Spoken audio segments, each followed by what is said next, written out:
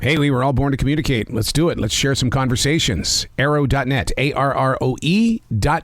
Let's play it forward. Real people, real stories. Episode number 423 is with Joanna Ho. I'm good. How are you? Absolutely fantastic. I've been very excited to talk with you because I love this story. It's a continuation from Eyes That Kiss in the Corner. But the thing is that it is so up to date with what we need in this world today. Thanks so much. I mean, yeah, I'm excited from people and I mean students and adults that don't feel like that they belong, and you also cover the fact that this is a story about a father and a son. There's just so much here that people can embrace when they read it, not once but many times.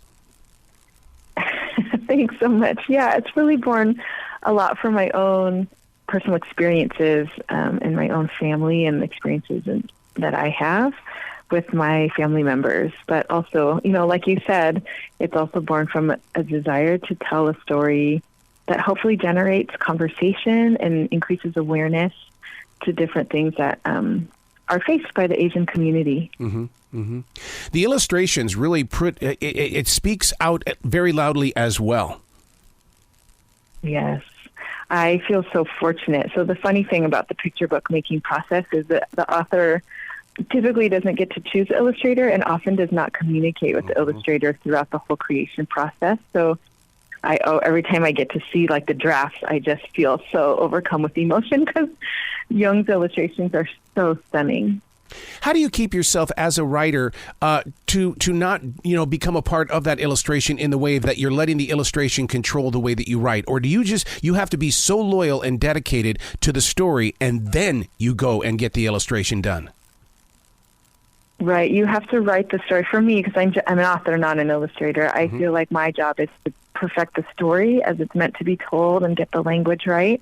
And then trust in the process, like let the story go. It's my baby, but I have to let it go and trust that an illustrator and an editor are going to know what I was trying to say because I wrote it well enough that they can then take it and then bring those words and that story to life and do it even better. Like they add so many layers that I would not have even imagined as I was writing. And so I've really come to learn that it's a beautiful process of letting go and then seeing someone make your story even fuller and richer than what I wrote, in words. I'm glad you used the words letting go because I know that there are young authors and writers that are listening. And the thing is that you have to understand as a writer, it is the process of letting go. You can't hide it underneath your bed.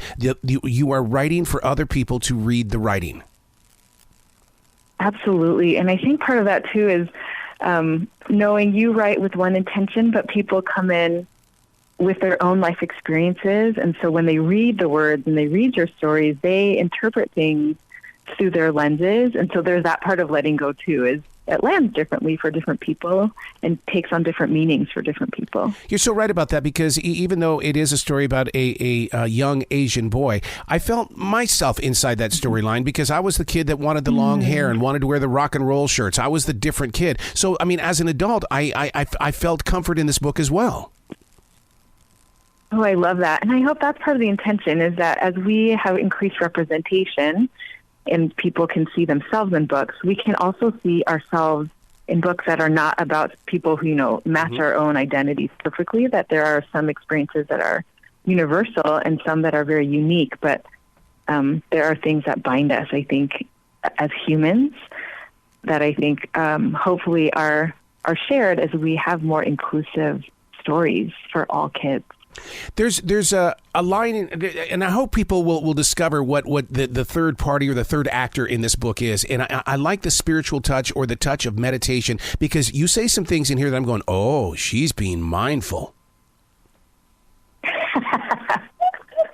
I don't know if that was intentional, but certainly there are things like layers I tried to build into the text that I hope make people be critical or question or draw connections to history or like stories and family.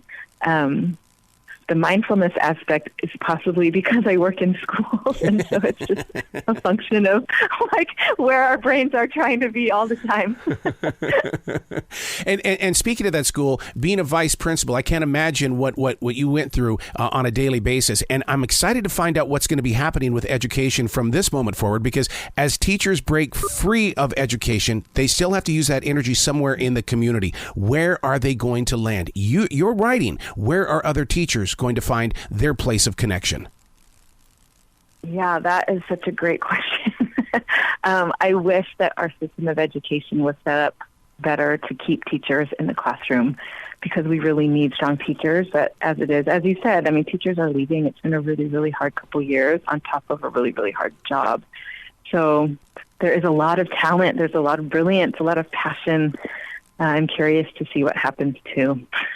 I mean, Joanna, yesterday on LinkedIn, an advertisement popped up that said, "Let our teachers teach your students." I'm going, is that what we're going to? Is we're just going to go to a website and these teachers? I'm lost, because I thought we needed that human connection. Yes, absolutely. And that's one reason why like distance learning and teaching on Zoom was so hard for students and teachers, because you didn't have that connection. That's such a huge part of why learning and why magic happens in schools.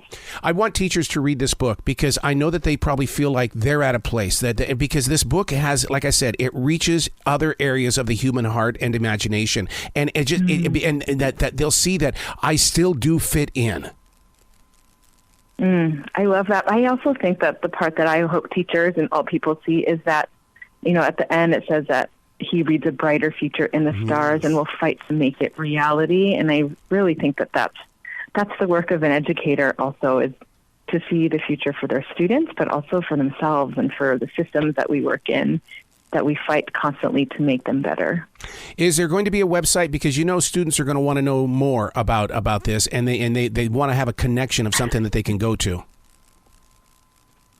I have a website just for myself as an author. There isn't one for these books specifically, but that is certainly an idea to explore. Absolutely. So now, what is the next writing project, or can you talk about that?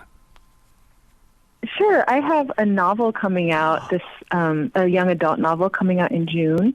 It's about a young Asian American girl whose brother dies by suicide. Oh, no. It's really, it's inspired by some of the events that happened in my high school. In my community, but she faces a lot of anti-Asian racism in the wake of her brother's death. And so it's sort of her, it's like her journey of healing, but also her journey of finding her voice and speaking out against some of the things that are being said about her and her family and her culture. Wow. So that's the next one that's coming out just in a few months. Well, I hope to talk to you again about that, because I've got a YA channel on iHeartRadio, and those YA readers, they love to hear from their authors. Okay, well, I would love to be back. Excellent. Well, you be brilliant today, okay? Yes, thank you. You too. Thanks for the opportunity to talk today. Absolutely, and thank you for what you've done with children and the education.